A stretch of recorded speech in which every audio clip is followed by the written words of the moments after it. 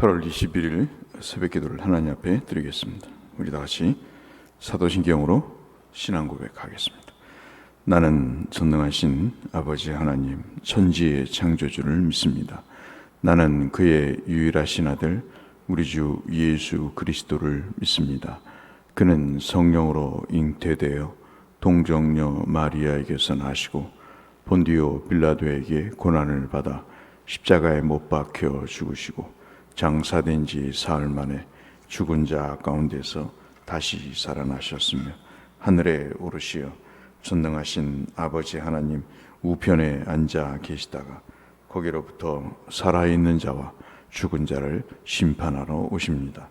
나는 성령을 믿으며 거룩한 공교회와 성도의 교제와 죄를 용서받는 것과 몸의 부활과 영생을 믿습니다. 아멘. 찬송 277장 찬송하겠습니다.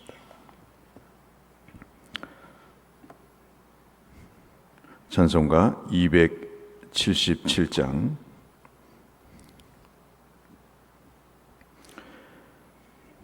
찬송 277장입니다.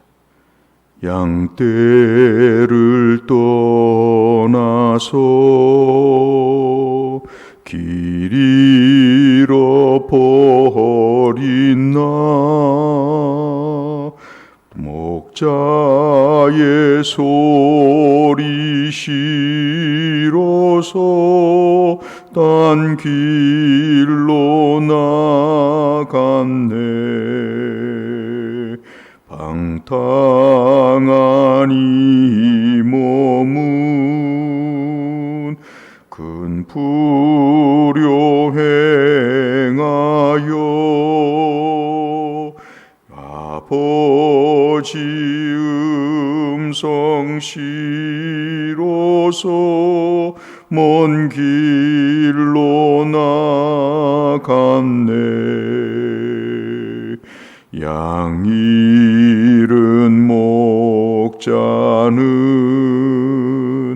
그 양을 찾으러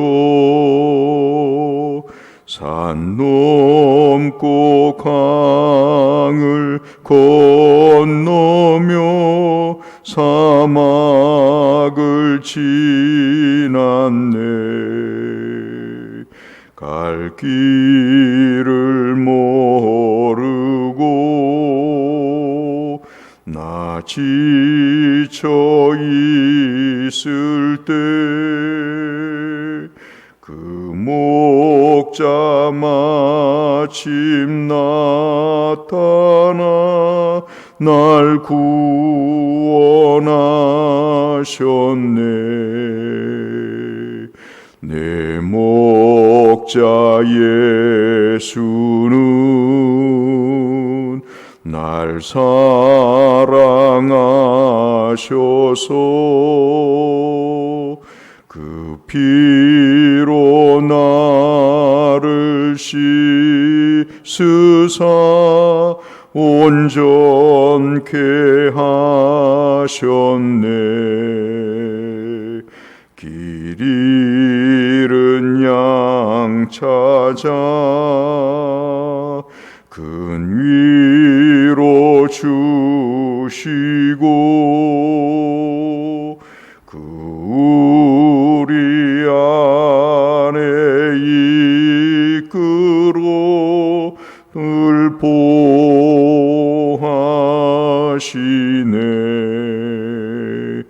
양떼를 떠나서 맘대로 다녔네. 나 목자 음성 들으며 그 길을 따르리. 나 이제 후로는 방황치 않으며 내 아버지의 집에서 영원히 살겠네. 아멘.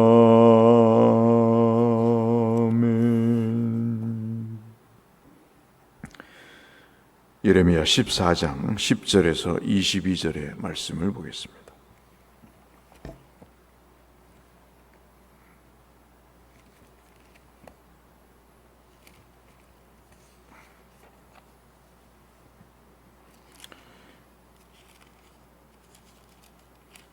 예레미야 14장 10절 말씀에서 22절까지의 말씀.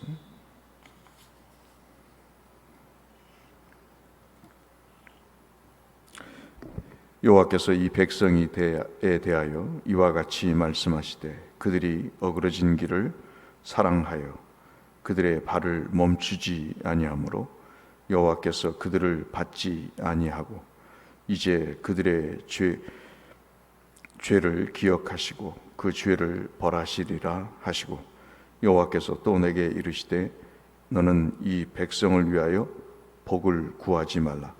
그들이 금식할지라도 내가 그 부르짖음을 듣지 아니하겠고 번제와 소제를 드릴지라도 내가 그것을 받지 아니할 뿐 아니라 칼과 기근과 전염병으로 내가 그들을 멸하리라. 이에 내가 말하되 슬프도소이다. 주 여호와여 보시옵소서. 선지자들이 그들에게 이르기를 너희가 칼을 보지 아니하겠고 기근은 너희에게 이르지 아니할 것이라. 내가 이곳에서 너희에게 확실한 평강을 주리라 하나이다. 여호와께서 내게 이르시되 선지자들이 내 이름으로 거짓 예언을 하도다.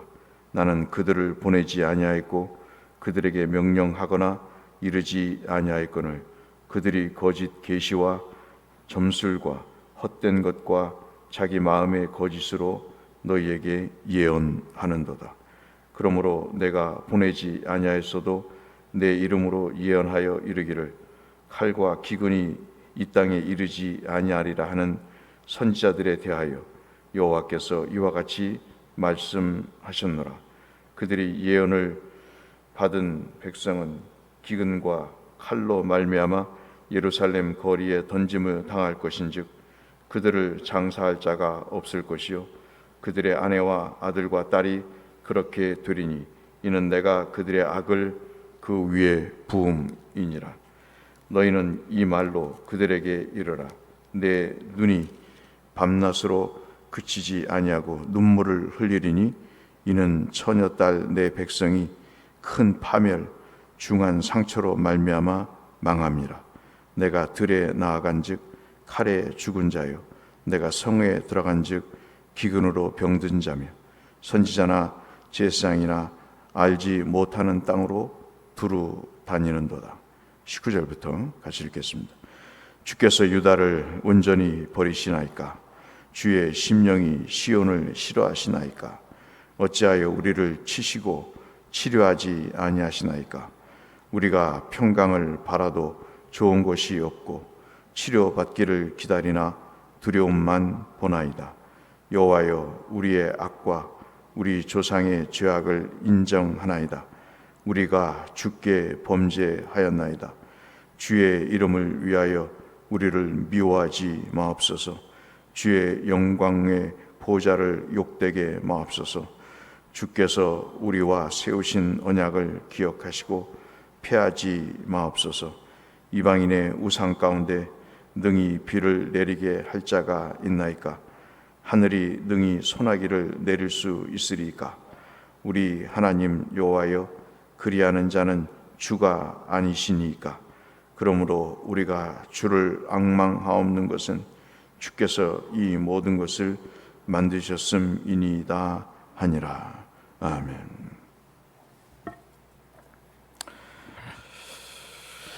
주님과 그리고 하나님 사이에 상당한 심각한 관계가 악화되고 있음을 우리가 볼 수가 있습니다. 사람과의 관계 속에서도 피곤하고 더 이상의 어떤 개선의 여지가 없을 때 참 교제가 쉽지 않은 것처럼 하나님이 굉장히 실망을 하신 그런 상황으로 여겨지는 대목입니다. 예레미야가 어땠을까 하는 상당한 그 심적인 고통과 아픔이 있고, 하나님은 정직하게 예언을 하라고 하시고 듣는 이스라엘은 듣기 싫어하는 그런 상황 속에서 오히려 선지자 예레미야를 죽이려고 하는 그런 상황에서 사면 초과에 놓여 있는 그런 상황이죠. 그래서 오늘 말씀을 보시면 전체적으로 예레미야 선지자의 탄식 기도로 시작이 되고, 그리고 그 기도에 대해서 하나님이 답변을 하시고 그 답변의 내용이 유다를 심판하시겠다고 하는 내용입니다. 그 심판의 내용은 여러분 잘 아시다시피 가뭄에 대해서 1절부터 이야기를 하고 있습니다. 이 가뭄이 도시나 수도나 또는 전 지역의 그 모든 백성들의 삶의 터전에서 그 가뭄이 이루어질 것을 말씀하시고, 이때 당시의 역사를 보면 상당한 가뭄으로 민족적인 어려움을 겪고 있었던 것을 우리가 역사를 통해서 확인해 볼 수 있습니다. 이러한 상황에서 선지자들이 또 예언을 하는데, 그 예언의 내용이 우리가 방금 읽었던 그런 상황입니다. 그 내용이 뭐냐면 바로 평강이 있을 것이다 라고 이야기하는 내용입니다. 그 평강의 내용이 오늘 거짓 선지자들을 통해서 말씀하시는 그런 상황입니다. 우리가 사실 이 말씀을 확인해 볼 때 그 내용은 상당히 달콤한 것이고, 그리고 받아들이기가 너무나 좋은 예레미야 선지자의 메시지와는 다를 바가 없는 그런 상황이죠. 참 여러분, 그 예레미야가 우리가 좀 이해가 되실 필요가 있는 것이, 말씀을 전할 때마다 살해 위협을 받습니다. 그리고 그 말씀을 받는 사람들이 죽이려고 달려들고, 미워하는 정도는 뭐 그냥 하는 이야기고, 정말 그 말씀을 전할 수 없는 그런 상황 속에서 이 메시지를 증거하는데, 거짓 선지자들은 그렇지가 않는 것이죠. 특별히 그들이 말하기를 뭐라고 얘기하냐면 13절 14절 말씀을 보시면 기근이 이르지 아니할 것이고 그리고 확실한 평강이 있을 것이다. 우리 모두가 이런 말씀을 접하면 사실 이것보다 더 좋은 말씀이 없죠. 비가 많이 와서 참 어려움을 겪었던 얼마 전에 일도 있었고, 또 비가 안 와서 한참 동안 농작물이 어려움을 처한 그런 경우도 우리는 지금 다 겪고 있습니다. 그런 상황 속에서 사실 어떤 칼이나 기근이나 연병에서 하나님이 심판하지 않을 것이다 라고 하는 메시지는 참으로 듣기 좋은 내용이죠. 그렇지 않습니까? 주일날 한번 예배를 드리러, 오후 예배는 이제는 다 적폐를 하고 이제는 오전 예배 한번 드리는데 와서 참 기근이 있을 것이다, 심판이 있을 것이다, 그리고 멸망의 역사가 있을 것이다, 그렇게 이야기를 한다면 여러분도 듣기 싫으시잖아요. 말씀을 전하는 사람도 사실 그 말씀을 하고 싶지 않은 것이 인지상정인데, 그래서 13절에 예레미야가 이야기합니다. 나는 슬픕니다. 참 선지자 노릇하기가 쉽지 않습니다. 그 얘기를 하는 것입니다. 왜 하나님과 유다의 사이에 이러한 참으로 지루한 장마와 같은 갈등이 빚어졌는가? 그것은 단 하나입니다. 비 때문인 것이죠. 그 비는 농작물을 살리고 풍요롭게 하는 바알 신이 주는 비라고 여겼기 때문인 것입니다. 결국은 하나님과 유다 백성들 사이의 갈등의 요인은 땅에서 살아야 되지 않겠습니까? 땅에서 먹고 사는데 하나님 당신은 아무런 능력을 발휘할 수가 없습니다. 그런데 가나안 사람들의 그 삶을 보니까 바알을 섬기니까 돈을 많이 벌고 그리고 잘 됩디다. 내가 도대체 하나님께 예배를 하고 기도를 해도 하나님이 아무런 응답이나 그런 복을 내리시지 않는 걸 볼 때 내가 하나님을 버릴 수는 없지만 하나님을 섬기는 것도 한계가 있습니다. 그러니 내가 바알도 섬기면서 하나님을 버린다고는 얘기하지 않겠으니 이렇게 이 삶을 인정해 달라는 그런 상황이죠. 그런 일에 대해서 주께서 이 예레미야 선지자를 통해서 이렇게 말씀을 하신 내용인 것이죠. 이 백성이 얼마나 그렇게 힘든 상황 속에 있었는지 여러분 한번 11절, 12절 말씀을 다시 한번 보시면 여호와께서 이르시되 예레미야에게 말씀하시기를 이 백성을 위하여 복을 구하지 말라 그렇게 얘기하십니다. 12절에 그들이 금식할지라도 부르짖음에 듣지 않으시겠다. 번제와 소제를 드릴지라도 내가 그것을 받지 아니하실 뿐만 아니라 오히려 칼과 기근과 전염병으로 그들을 멸하리라 라고 말씀하십니다. 그러니까 이 말씀의 내용을 보면 서로 양자 간에 돌아올 수 없는 그런 관계가 되어버린 것이죠. 그러니까 주님의 입장에서 이야기를 하면 녹이 많이 슬었던 것입니다. 그래서 그 녹슨 것을 이렇게 페퍼로 갈아서 그 쇠살을 돋아낼 정도가 아니고 속에서 완전히 녹아서 이것을 긁어낸다 하더라도 그 속살이 보이지 않는, 쇠가 보이지 않는 상황인 것이죠. 그러니까 주님은 바벨론의 포로라고 하는 방법을 통해서 완전히 용광로에서 녹여서 새로운 쇠를 만든다고 하는 그런 입장인 것입니다. 이 일에 대해서 선지자들은 그럴 수가 없다, 그럴 필요가 없다. 이들이 먹고 사는 문제에 대해서 하나님을 떠난 것도 아니고 하나님께 구하면서도 이들이 먹고 살 문제를 해결하려고 자구책을 강구하는 것 아닌가 하는 입장을 이야기를 하면서 아무런 문제가 없을 것이다 라고 하는 사항들을 말씀을 하고 계시는 것이죠. 그런 상황에서 오늘 예레미야 선지자가 여러분 19절부터 기도를 합니다. 저는 여러분께 권해드리고 싶은 내용이지요. 저나 여러분이 코로나로 인해서 여러 가지 우리가 상황이 변하고 바뀌었습니다. 참으로 참담하기 그지없는 일들이 벌어지고 있습니다. 언제 이렇게 회복이 될런지 알 수가 없는 상황이죠. 말씀이 먹히지가 않고 그 말씀이 내 속에 역사하지를 않는 상황 속에 우리가 놓여 있습니다. 그렇다고 우리가 기도를 쉬는 죄를 범할 수도 없지 않습니까? 예배를 드리지 않을 수도 없지 않습니까? 그런 면에서 우리가 어떻게 가닥을 잡아가야 되는가? 아마도 예레미야 14장 19절부터 22절의 말씀은 비를 주시는 분은 하나님밖에 없지 않습니까? 이 백성을 버리실 수가 있겠습니까? 이 백성의 악이 죄악이 가득하다 할지라도 범죄한 것은 사실이니 우리를 미워하지 말고 하나님의 그 거룩한 영광의 그 능력을 욕되게 하지 마시고 언약을 기억하셔서 우리를 다시 세워달라는 기도를 우리가 드릴 수밖에 없는 상황이 아닌가 싶습니다.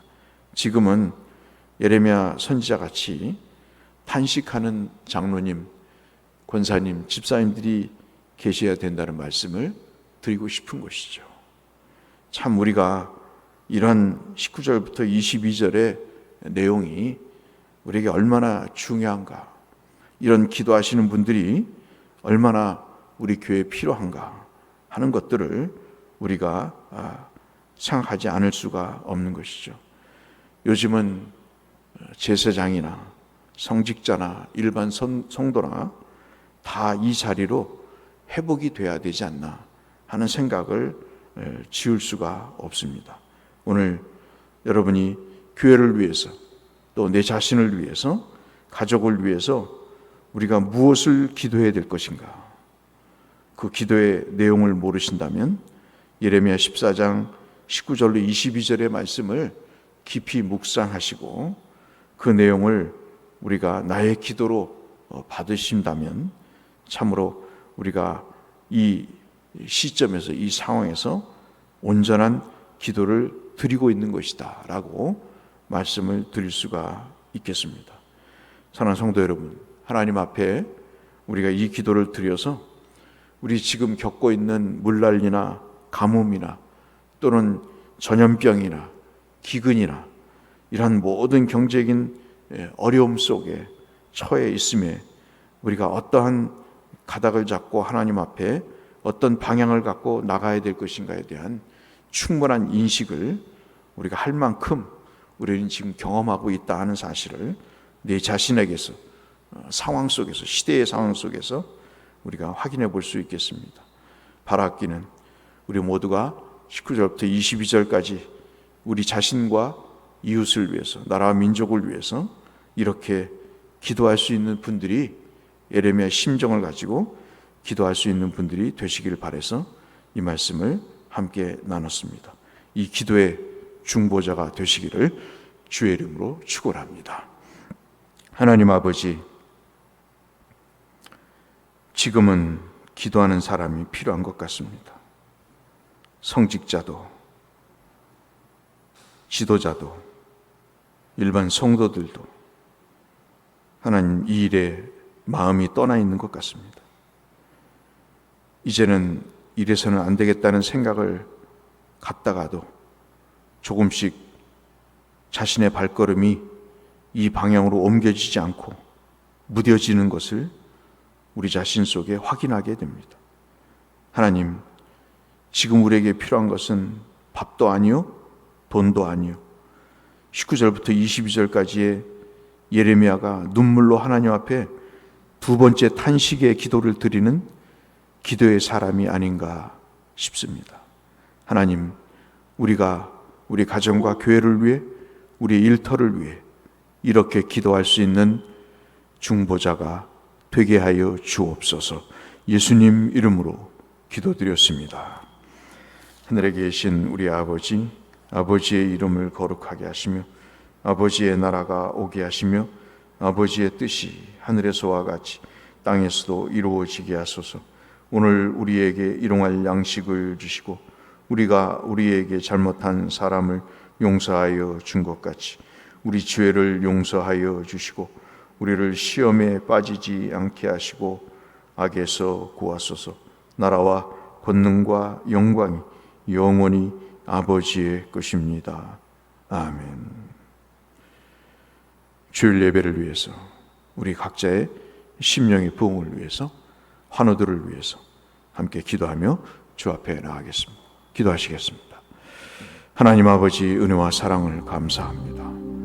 우리를 불러주시니, 우리의 생명을 연장시켜 주시니 하나님 감사합니다. 우리에게 허락하신 오늘이라고 하는 하루를 주님 안에서 살게 하여 주시고 온전히 주님께 성수하는 귀한 날이 되게 하여 주시고 우리를 창조하시고 우리를 구원하신 그 하나님을 기억하며 우리의 삶의 평안함을 체험하는 그 은혜의 시간이 되게 하여 주옵소서. 말씀이 우리 속에 들어와 하나님 동하는 역사가 있게 하여 주시고 우리를 깨끗게 하시고 능하게 하시고 새롭게 하시는 역사의 말씀이 되게 하여 주시고 우리의 눈과 귀를 열어 주의 말씀을 보고 들을 때 하나님 권능의 은혜를 입는 우리가 되어서 세상을 이기고 내 속에 있는 죄악들을 청산하고 하나님 앞에 신실하고 복된 삶의 자리로 세워지는 우리 자신들이 되게 하여 주옵소서. 하나님, 이 시대를 보며 우리가 하나님 앞에 예레미야 같은 탄식의 기도를 드릴 수 있게 하여 주시고 하나님 앞에 정직하게 고백하며 용기를 내어 주님께 기도함으로 우리의 기도를 들으신 하나님께서 우리를 새롭게 하시는 역사를 체험케 하여 주시옵소서.